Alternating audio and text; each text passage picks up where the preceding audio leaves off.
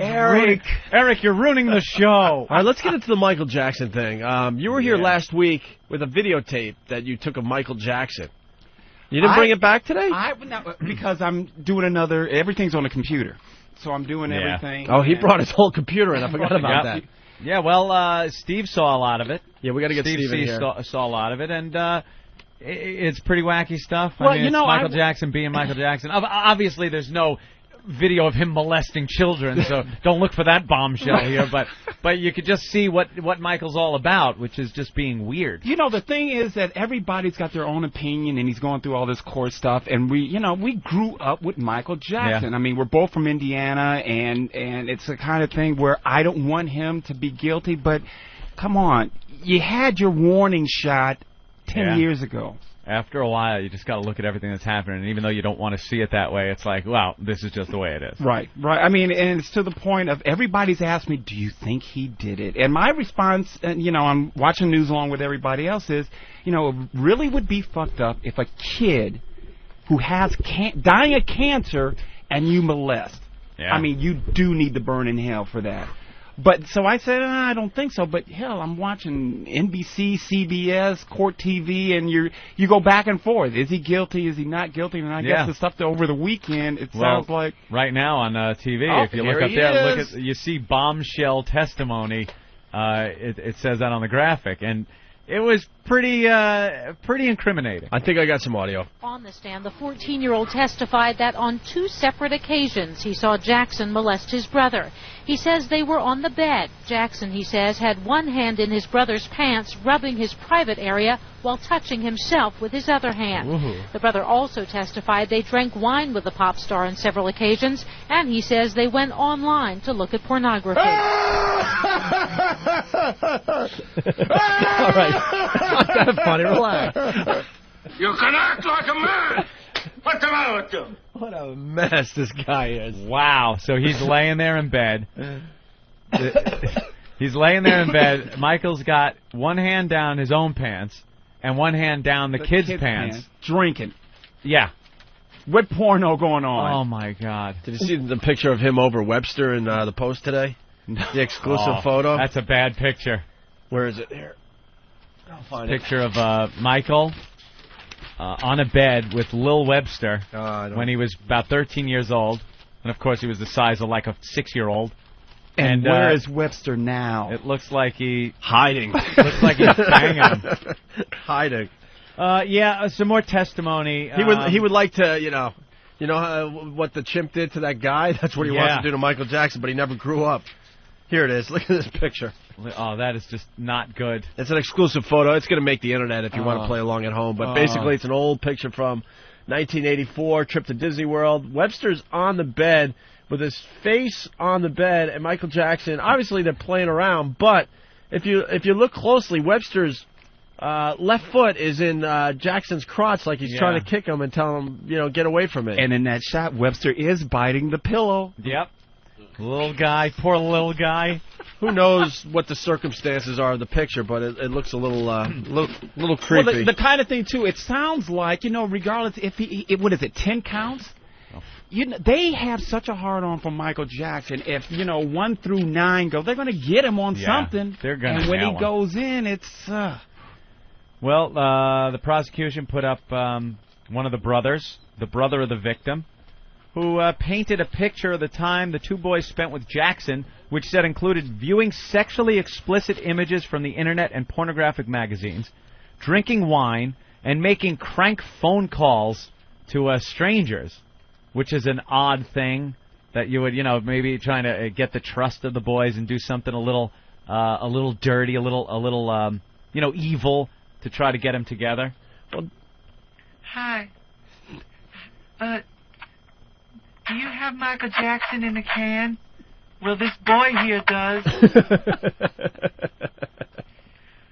Hi, bowling alley? Do you have 10-year-old balls? No, I know it's supposed to be 10-pound balls, but I figure I got 10-year-old balls in my hand. I wonder if you have any. Is he making crank phone calls? Where the hell does that come from? Look at what we're doing together. It's kind of cool to think even Michael Jackson was doing, crank calls, though. Crank phone calls. And then in one instance on their jet, they were flying on Michael's private jet, and they're drinking and looking at pornography. And Michael looked at some girl in the magazine and saw her tits and said, "Ooh, got milk?" He was like making girly titty jokes. Well, in the New York Post today, it's a great feature they're starting to do with the Michael Jackson case. Yeah. They do quote of the day from the trial. Oh. And today's quote of the day, dun, dun, dun, dun, is "I was grossed out." Yeah. And that was the teen on seeing Jacko prance around naked and sexually aroused. Yeah, he walked around with a rod. According to that's an image testimony. I don't want to see a zebra dick around. Zebra dick.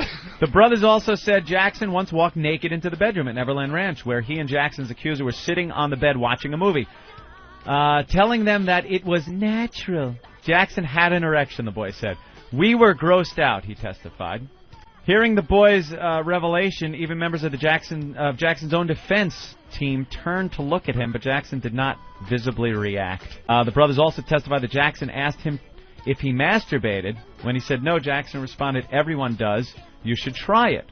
And the brothers said that he returned to Jackson's two-bedroom suite at Neverland after watching a movie in the ranch's theater, planning to go to sleep.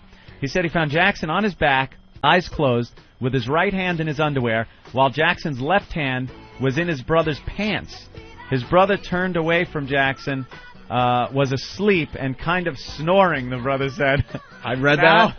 I read that and thought of your story. Now I can relate to this situation. Chuck, have you ever heard this? No. You know, I'm thinking of building a bunch of tree forts at Neverland. Yeah, I was in California, and a friend of mine, this friend Richard, we'd been friends for years and years and years. We decided to sleep out at the ranch where we kept our horses. So we go up into the treehouse, and we're talking about everything, girls, horses, everything. And it's finally time to go to sleep. Right. So I'm laying there trying to get to sleep, and I hear him kind of lean over, and he goes, "Can I suck your cock?" God. Oh, God. And this was after, you're kids, so you have a few beers and stuff, so I guess he was loosened up enough. So all I could do is sit there and go... And I'm going, oh my God, just make believe you're asleep. Just make believe you're asleep. So...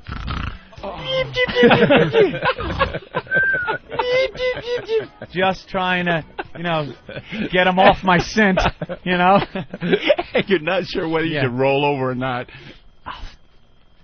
I'll give you a blowjob.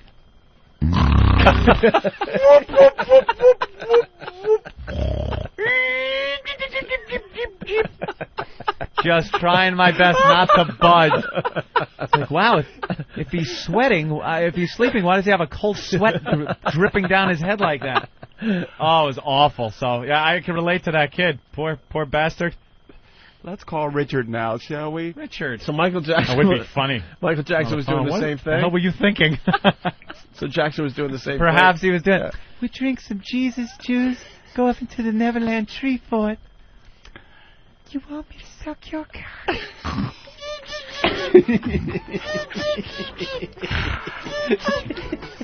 I'm sleeping, Michael. The chemo makes me sleepy. Oh, how awful. Poor little cancer kid has to deal with Michael Jackson's hand down his pants. Probably laying there like, what the fuck is this guy doing? Just when he thought his life couldn't get any worse. I don't know what I would have done if he would have actually gone for it. What the hell would I do? Nothing. And then all of a sudden I feel like a hand on there.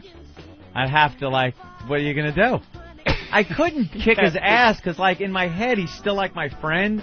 It would be like a weird thing, but you'd be like, oh my God. He better be good. Don't tell anybody. You better suck a good cock there, kid. Because I'm really going out on a limb here. So, oh, Christ. Let's get into this. So, Chuck, you were hired by Michael Jackson? Yeah, he gave a party. This is at the beginning of January. He gave a party. I was called to direct. Wow. Neverland Ranch is huge. It's 2,700 acres. 2,700 acres. 100 away from everything. That's it's gotta surrounded be by mountains. Plenty of room to bury the bodies. That's got to be at least. I would think you'd have a whole block to yourself. Yeah, Just probably. a little bit. Just a little bit. Maybe even a tad more. A little bit more than that, huh? And he had a concert, so I directed a concert. I had 8 cameras going on. Wow. There were 1,000 people there as a guest. He sat down front, and so I said, okay, see you later. Get a call. He wanted to document everything that's going on, because when you look at the news... Well, not everything. I would not do that. Yeah. That's how he got in trouble in the first place. I know, it's You would that think documentary. You would think he would stay away from guys like you that want to film. Sharing the bed. It's the one way you could show real love. Is sharing. Is that camera on? Motherfucker. Right. You motherfucker. No, keep your goddamn documentary. Keep it. Keep your fucking documentary. I'm not coming back. I would love to see Bashir how he got all this footage. I mean, he shot everything, but Yeah. Michael Jackson is so powerful, you would think that he would okay the final cut of this. Right. And it didn't happen. But I think if he did watch that documentary, what he was saying in his mind wasn't a bad thing. Yeah, He's that's just true. saying, hey, I sleep with children. That's fine. No, it's not. He was thinking this would show people, and honestly, he was thinking, this would show people and make them understand what he's thinking. Make them watch this documentary and say, oh, that's why he sleeps with see, children. it's very Okay, innocent. it's fine now. Oh, okay. So go sleep with more children, Right, Michael, right. instead of,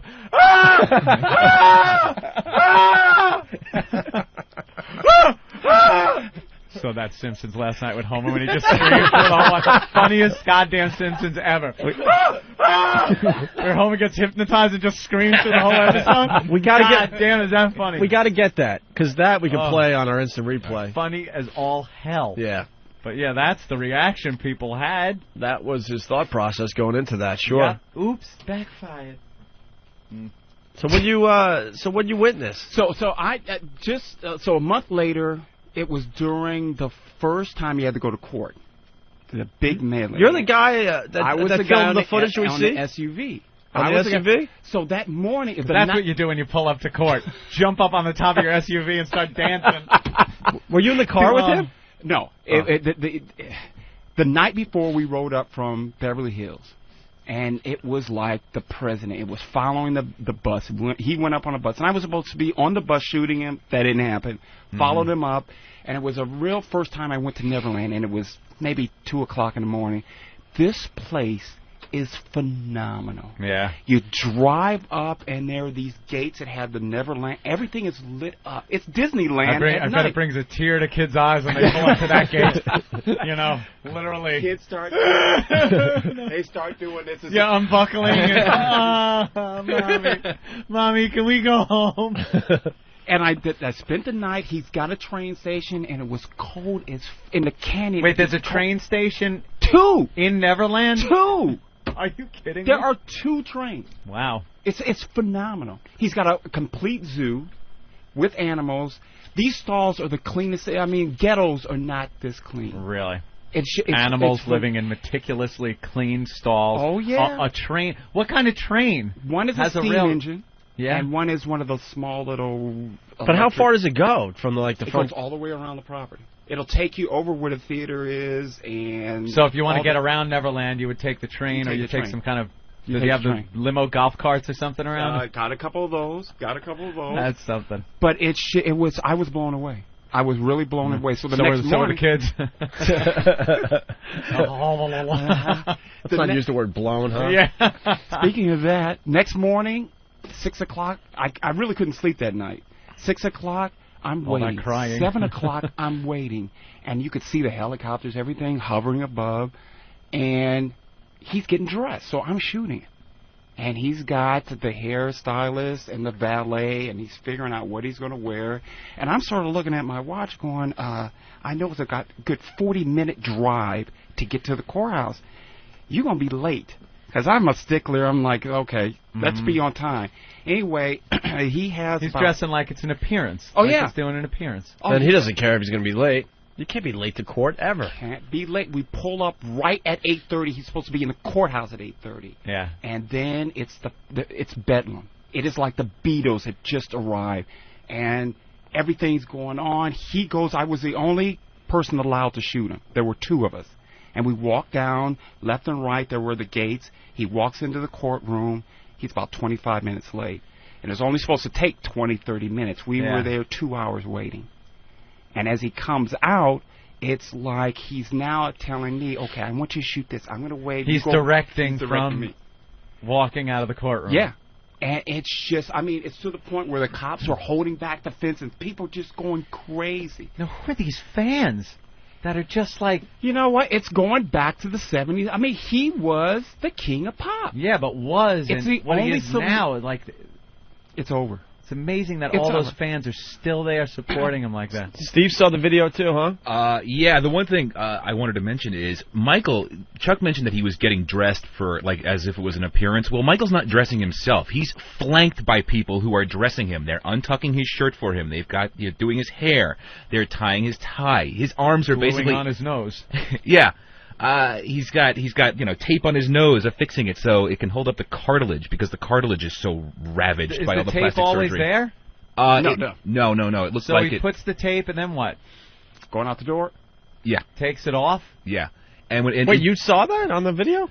That's no, not that one. But what happens? Doesn't his nose fall back down when you take the tape off? Who knows? Jesus. But it's this mangled, obviously over-surgeried nose that just, sits atop his over-surgeried face. And he's just flanked by this posse of Nation of Islam guys who follow him everywhere, and they're sucking up for money, and they're just... he's got... and his face is, obviously it's heavily made up, and just all the surgery is very obvious in the footage that Chuck's got, and gotta take a look at that. Yeah, it's really, really disturbing. But he's created this alternate reality for himself because he's just been surrounded by these people, and he's had so much money. He's delusional, and and that's the first thing you get from watching this footage. Not as if you haven't seen enough in the Bashir piece and every other piece of recent footage. He's completely out to lunch. There's one scene in particular where he's talking to Eddie Griffin. Eddie Griffin's kissing his ass somewhere. It was like in a hotel, maybe? No, it was in the guest room. Oh, it was in the guest room. Okay. They're speaking, and Michael is convinced that all these major Hollywood directors, Steven Spielberg, George Lucas, James Cameron, all consult him before moving forward on a movie project. They consult Michael Jackson first. George Lucas consults Michael Jackson before he makes Star Wars. Right.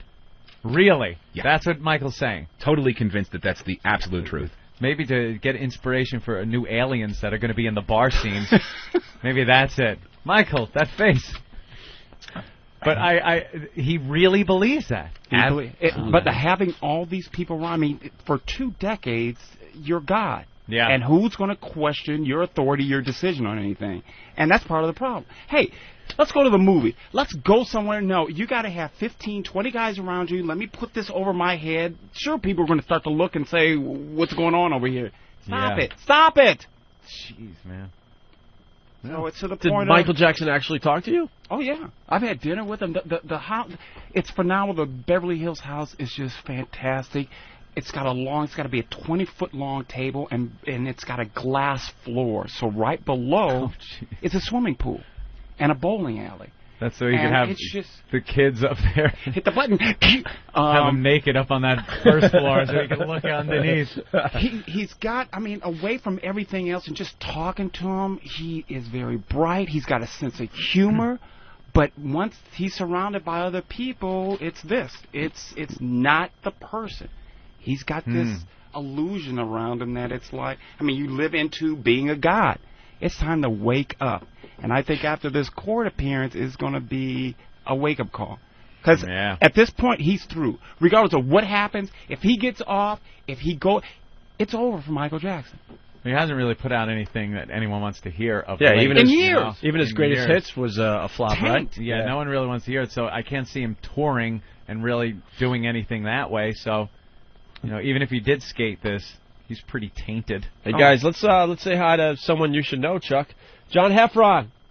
Hello, fellas. How are you, buddy? The Half Man. We got Chuck, when I saw the footage of Michael Jackson, this whole time I always thought, hey, that guy looks like Chuck, and it was you. It was me. My 60 second of fame worldwide. I have a question for you, Chuck. Did you make just a boatload of money doing that though? No. That was it. It's like I had to get paid, and still there's some money that have not been paid, so it's a little funky. Huh. How you doing? Good. The married life treating you good? You know what? It's difficult, Chuck. Oh, boy. Really? Here we go. See, this is the biggest curse, you know. You got the woman, and, you know, you're up and coming, and then you get married just as you hit. Yeah. Oh, that has got to be the worst. Yeah, I don't know if I'd recommend it to too many. John Heffron, obviously a star from Last Comic Standing, and you pretty much got married just before you started filming that, right? Yeah, actually, I think like 2 weeks before I won it. And you're making all these... Here's a guy who's got to concentrate. He's in competition. He's a hell of a comic. And your plate was full as hell. Yeah. Making plans. plans. You know what I mean? Let's all have it all go at once. Oh, so, why is marriage difficult, John? It's just hard because you don't, you have no place to go when you're arguing. Well, how long have you been married? 6 months. 6 months. You shouldn't be arguing. Let me give you a suggestion, John. You stay in the car and listen to XM radio. You find in the house. I guess so. Wait, how long were you together before you got married? We got engaged in a month. But how long did you know each other? Before we got engaged, a month. All right. So you're together a month. You get engaged a month.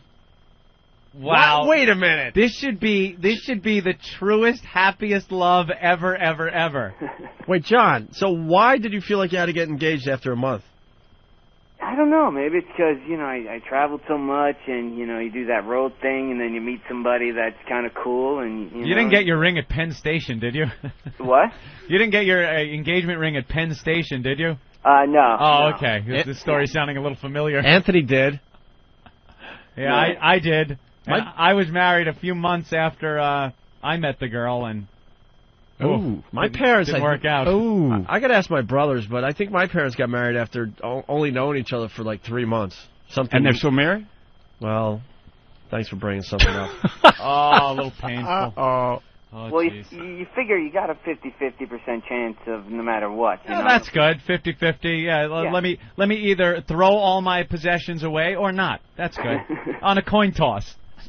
Exactly. So at this point, are you starting to think that you were mistaken? No. I think it probably, She's in the room. Me. I think if it didn't happen, I'd be, addicted to drugs and No, wait a minute. Wait a minute. You're at the 6 month mark. Can you picture 6 years? Can I picture 6 years? Yeah, with this woman after. Oh yeah, I guess. Even though 6 months later you're arguing a lot. She's right in the room with you, isn't she, John? That's it. That's it. She came in from the kitchen, huh? You got that one good line out, and now you're like, oh crap, she's now sitting next to me. I'm in a ball in the closet right now. In the fetal position. Wow, John. I just know how this stuff tends to end, and it's not pretty. And where do you live? Los Angeles. Oh, that's great because because there's no snatch walking around Los Angeles. Yeah, it's hard. And they won't just instantly give her half of everything you have. Right. There's no matter if you're together for a day. That's it. You could share a toilet stall in a train station with a girl, and you'll owe her money if you decide to split up. Do it. Well, this has been an uplifting conversation. Yeah, John, this is what you do. So don't even talk to us anymore. Hang up, call a U-Haul, and move to Idaho. That's your only shot. So you're not reminded of all the snatch that's walking around that you could have if you weren't married. 2 words. Yeah, Scott Peterson. It's tough, but you know what I mean. She's a good girl. She's hot. She is. Are you guys in a new house? We closed on a house in like. You closed on her house, huh? Yeah. That's nice. Yeah, you take care of that house. Look at it, work on it, because she is going to be living in it, having sex with other men while you are in an apartment. This is John. He's a friend of the show. I'm Anthony. just saying, this is how it ends, though. It's horrible that this guy buys a house on his hard work, and it's going to be hers. Are you trying to say someday he's just going to be driving by to take a look at the house? Yeah, that was mine. I paid with for his it. tear coming down his cheek. Yeah. John. As he lives in some shithole apartment. Just talk to... Hey, I had a nice house, too, okay? All of a sudden, now my ex-wife lives there. I live in a hovel. Oh! Talk to Dice. He'll tell you about that. Well, at least as long as the pool boy actually cleans the pool before he nails it, Oh, Dice actually had a disco in his basement. Yeah. And now he lives in an apartment, and his ex-wife runs the house. Has the dream house that he worked for. Yeah, that makes sense. Thanks, lawyers. Yeah, it's gonna be good. I gotta tell you guys, I forgot where I was, but some other DJ was playing the funniest thing that you guys did. I don't even know how old it is. Some PD that you guys must have worked for went on air drunk. Oh, Frankie Blue. Oh my God, that was the funniest thing I've ever heard in my entire life. Yeah, the Frankie Blue audio. Yeah, Frankie Blue, baby. Baby. We're gonna be on vacation soon, and we'll play that as one of the bits. So yeah, people got to hear it. So they could catch up a little bit. Oh, thanks. What are you up to, John? Just traveling, It's been nonstop since the show's been over, doing a lot of theaters and selling out those and regular clubs and trying to get famous so 6 months from now people aren't saying, hey, are you the last comic standing guy? Well, you're going to have that title. How has it been doing the show? I didn't get a chance to talk to you after the third season, which was a fiasco in itself. Right. Why do I keep touching this little... What is this? How has it been? It's a finger vibrator. Keeping it over there. And I don't know where that finger has been. For all I know, that's what the doctor was using on me twice. But you're doing good. How was the experience doing the show? I mean, from stand-up, you had two things. You were doing your stand-up and doing a TV primetime show. How was that for you? Yeah, you know what? There was the second season, the season that I won was a lot of fun. Obviously the best one. Yep. And season 3 was, I could have done without. Yeah. That was too bad. They wrecked the franchise by throwing that third season out there. Yeah, and then then there were a lot of things that happened on the show that people at home didn't see. And then in the end result, it just looked like I sucked. Like what, now John? What? Like what? Yeah, explain, please. Well, you know what I mean? Like, I think one time I was getting ready to walk out, and Chuck goes, hold on a second, John, go back to your mark. And then, like, Jay Moore came out and did, like, 45 or 50 minutes, and then halfway through just introduced me. Chuck goes, okay, we're ready. And then he just was going, hey, what's up with Southwest Airlines? John Heffron, everybody. And then you walk out to that, you know what I mean? Oh, and then boy. People see it at home. They're like, hey, how come the audience isn't laughing at him till halfway through? Did Jay come off looking good? Did what? Did Jay come off looking good? On the show? Yeah. I don't know. Everywhere I go, people always ask if he's all that a really nice matters. guy or not. That's all that really matters. I got to be honest. I thought that whole show was about making Jay Moore look good. Jay Moore look good. Also, I'm like, why is he doing 20 minutes of stand-up? It's not about him. Isn't that the Jay Moore vehicle? Right. You don't see Survivor dude all of a sudden doing all the challenges. He just kind of introduces them. But Jay, I'm like, why is he doing like 15 minutes on whatever? That's funny. Getting huge laughs and stuff. Jeff Probst isn't doing, challenges. Hey, let me get in there and do a challenge. You don't see Joe Rogan eating like brain, lamb brains all of a sudden. Not he leaves on it to the TV. contestants. Right. That's what I couldn't understand. I'm like, wow, this whole show is to just showcase Jay Moore. All about Jay. Yeah. And then the other guys. Because I'm like, why is he doing stand-up? One or two jokes I could understand, but all of a sudden he's doing a set. Yeah. Because it's like his opportunity to do a set on a national TV show. Yeah. It got really funky. I mean, the NBC, after the second season, which John won, it was a quick turnaround. They had some programs that just bombed, so that's how we got on the third show. Because it takes 8 months to do a nationwide search, get it down to 20, get it down to 10, live in the house together for 6 weeks, and then you lose a... We didn't have that luxury. I love the show. Third season, I had a lot of people in that Ed and I know personally, and I couldn't even be bothered. No. And usually you want to go run out and watch your friends on TV. I was like, this is so freaking bad. I just stopped watching it. Yeah, it didn't have the excitement of the house and the interaction and all that stuff. It was boring. All right, John, we got to go. We're running out of show, unfortunately. Any gigs you want to plug? Yeah, I'm actually where the heck am I? I'm at in Stamford. Oh, Stamford, Connecticut. This week. Okay, cool. And you know what? It'd probably be good if I actually had something written down where. I guess I'm performing in the entire city. Instead of just having people drive to Stamford and hope to bump into you. Yeah, do you want them to just stop at bus stops until they find you? Theater. The Palace Theater in Stamford, Connecticut. This Yeah. weekend? Excuse me? This weekend? Like Thursday, Friday? Yeah, it is, I think Thursday. Wow, that is This could be the worst plug ever. I've ever heard. I just get off of a plane and look for the guy holding my name, and then he drives me to a hotel, and then somebody picks me up and takes me to some theater. See, the marriage is getting to you. Oh.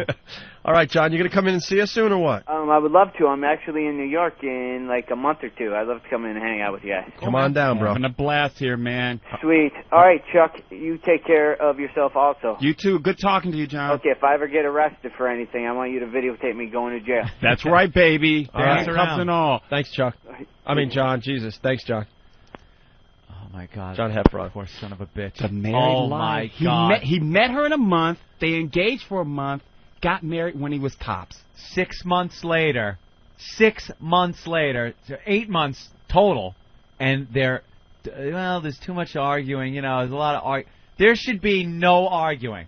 The first, I would say the first 3 years of a relationship, there should be no arguing. Should be just a clean skate. And this is for average people, the first 3 years. Yep. Anyone else, you could go your whole relationship without arguing, and then you get people like this. 6 months into it. Arguing? The only arguing should be about, no, you fuck better than I do. No, baby, you fuck better than I do. Why do I have to be on top tonight? You make me feel better than I make you feel. No, you feel great. That's the only arguing there should be. No arguing. 6 months. If you're arguing 6 months in, it's done. It's done. Did you read this whole Jennifer Aniston, Brad Pitt thing? They're going now to they're trying to get back together, and they're going to go to a counselor. Counselors are the worst Absolutely. thing ever. I'm against counseling. I know I need to discuss things with a professional. I refuse to do it because I'm not going to go to some person that has no idea about me, and they're going to get to know me an hour at a time under my dime. No, thank you. And they'll tell you things. If it works for you, great, but God forbid I say this. I think I'm too smart for that because I'm like, oh, yeah, you really care about my childhood. You really care that this happened and that happened and why I think this. Shut up. Yeah. I see right through the crap. It is a scam. The scam is, okay, if you're the husband, you're the wife, 1 week the husband wins. The next week the wife wins. And it goes back and forth because they're getting $150 an hour. Keep it going. Unless you're the Elephant Man.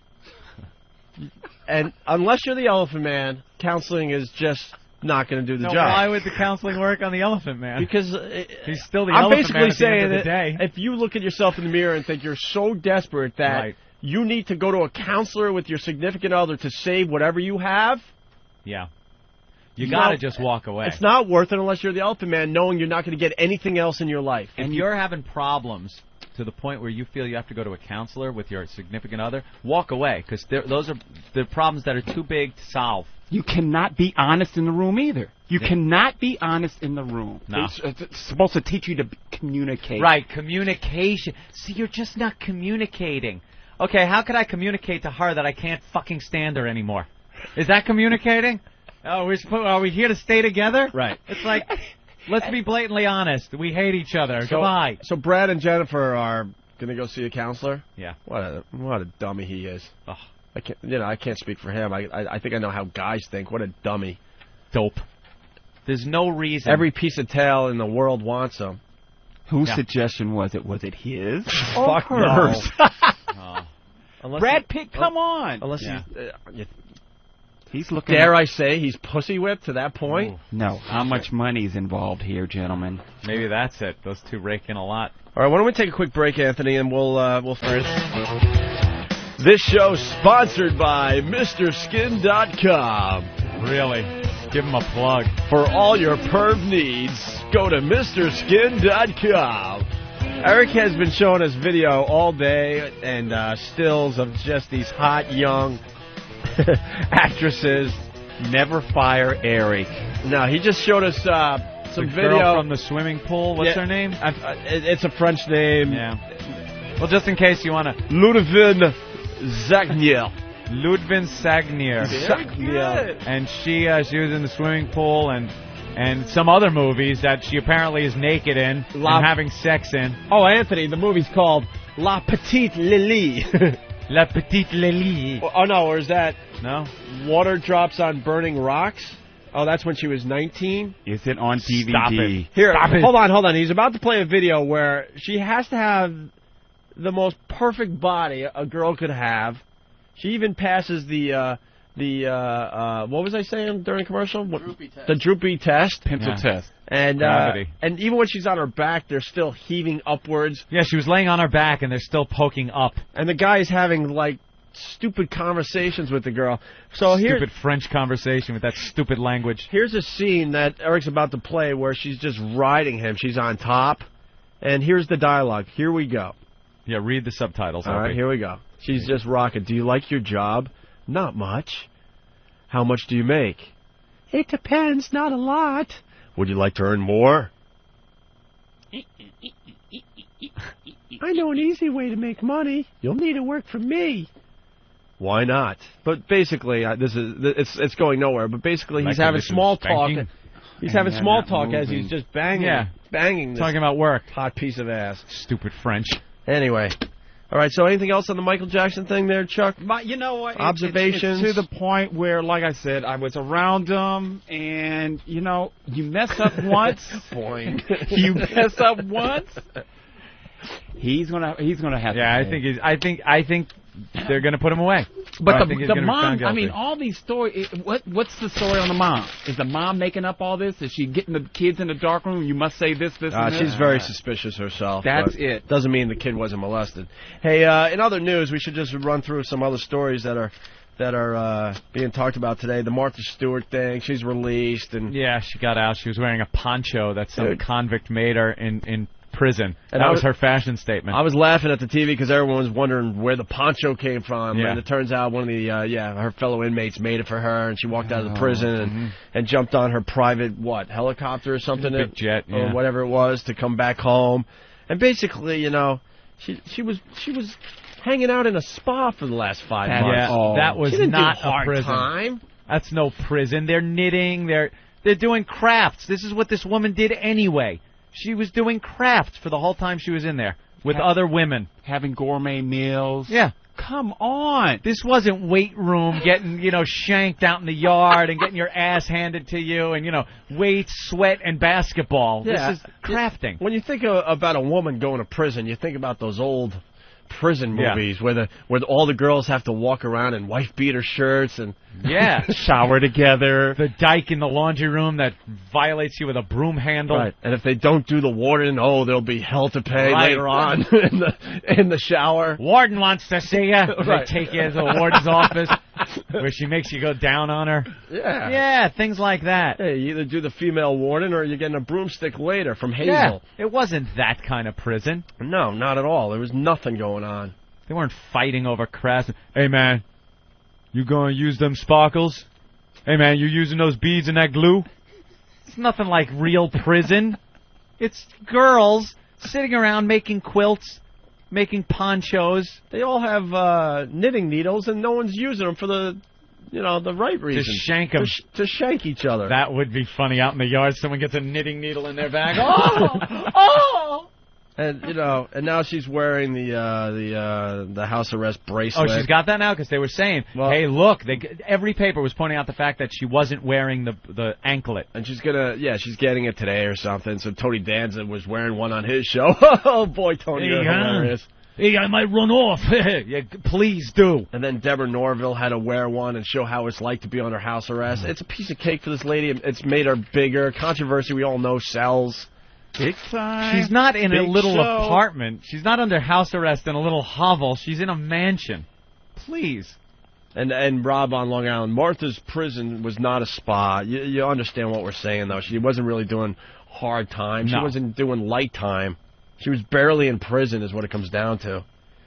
In other news, Anthony, Flavor Flav. Flavor Flav. I try to talk like ghetto sometimes. I've never heard any ghetto guy say Flavor Flav. All right, Flavor Flav. The new Flavor Fillayer. Flavor Flav loses Brigitte for good.